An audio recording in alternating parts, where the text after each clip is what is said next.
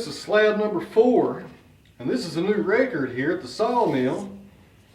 The length of this crotch is 36 inches. It's 38 if you go all the way to the top of the bark up there, but right where the crotch starts and the sapwood ends, 36 inches.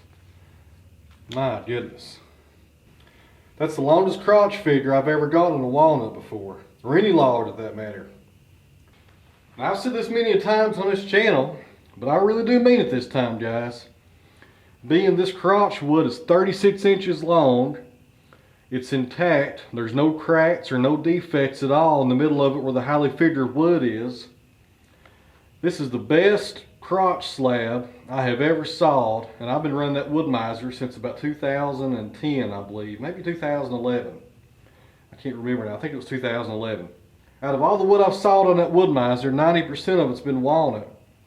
And this is the best slab I have ever sawed, man. This is fantastic. I will not be selling this one.